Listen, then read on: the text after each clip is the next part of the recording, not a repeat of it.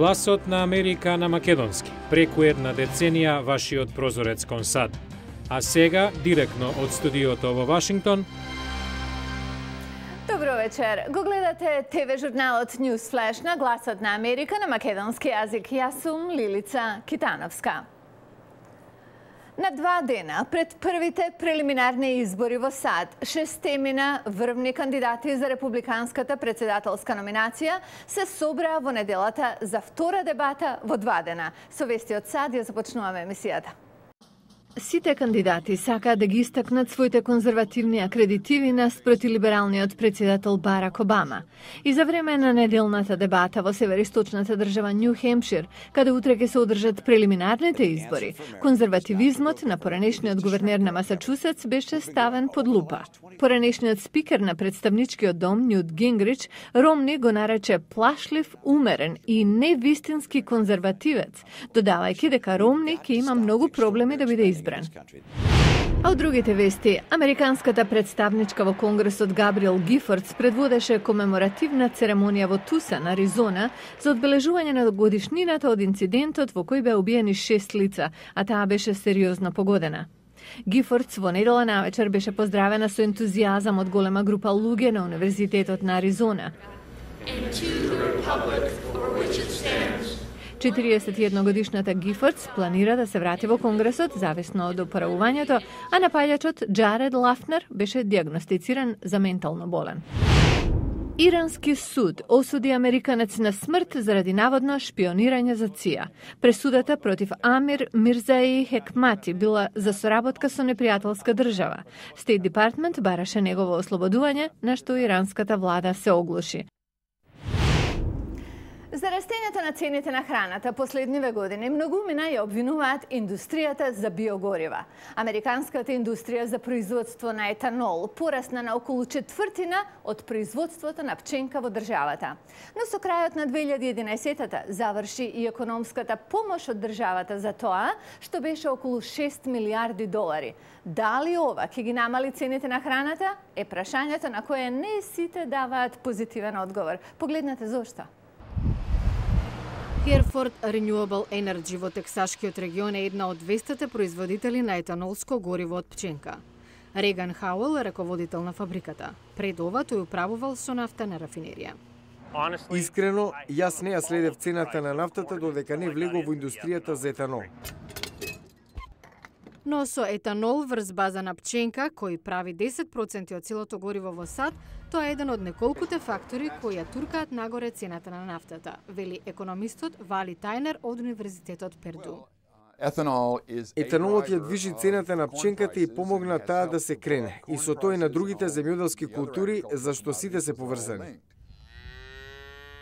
Во САД, благодарение на тоа, се крена и цената на месото и млекото, зашто исхраната на домашните животни стана поскапа. Но влијанието најсилно се почувствува во земјите во развој кои зависат од увезена храна.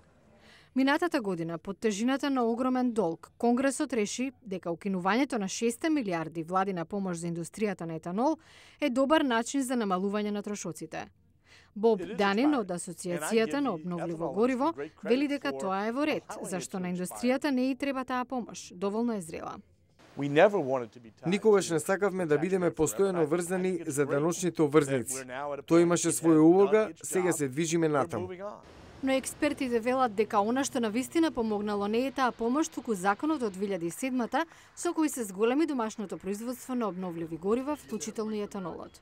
Законот бара произведувачите на бензин да вклучат во нивните производи обновливо гориво. При тоа, според Реган Хауел, етанолот е практично единствената опција.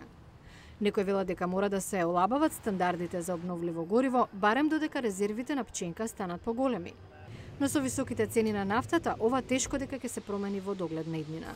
Што ќе рече, надпреварот меѓу горивото и храната неверојатно ќе продолжи. Домовите во САД се извор на 1/5 од емисијата на јаглероден диоксид, главно заради електричната енергија употребена за загревање и разладување. Но како што ќе видиме од следниот прилог, има начин во голема мерка да се намали таа емисија и трошоците. Како функционира оваа куќа кога на видик нема никаков апарат за соларна, геотермална или ветерна енергија? Дейвид Пибади, неговиот тим архитекти ја дизајнирале оваа прва во Вашингтон така наречена пасивна куќа. Пасивни куќи, вели тој, се изградени така да не ја губат енергијата, со што ги намалуваат трошоците за грејење и разгладување за околу 90%. Но тоа што ја издвојува ова од другите зелени куќи е фактот што тоа кај ова не се забележува. That is the beauty of the passive house. Во тоа е убавината, зашто не изгледа дека е нешто специјално. Ги задржавме материјалите и стилот и направивме нешто што е традиционално американско. Архитектите на Пибади можеби се први во оваа област со изградбата на пасивна куќа, но не се последни. Во блискиот Арлингтон, Вирџинија, Роџер Лин и неговиот брат Ерик градат така. You want to have a lot of insulation. Ви треба многу изолација. Ова е панел од пена и тоа се прави до темелите. Соседката Кейтлин Харисон вели дека ја радува што пасивните домови доаѓаат во населбата.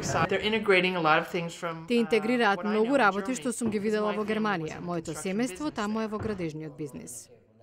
Архитектот Дейвид Пибади вели дека може да најдете пасивни домови насекаде во светот. North Africa, for example. Северна Африка, на пример, има пасивни куќи дизајнирани за многу сува клима, што е големо поле за истражување.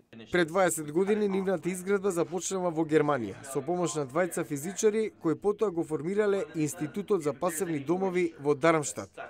Изградбата на ваква куќа чини само 5 до 8% повеќе од обична, но користи само 10% од енергијата што се троши во конвенционалната куќа.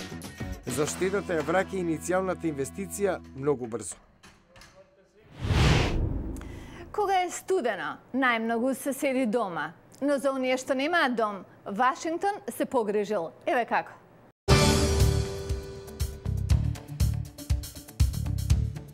Утре во News Flash, бездомниците со законско право на засолниште.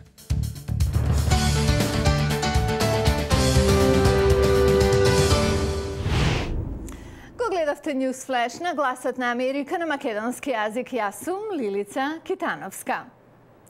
И ова е се за ова емисија. Ве поздравуваме за денеска од Вашингтон, со надеж дека ќе не се придружите и утре. Пријатна вечер.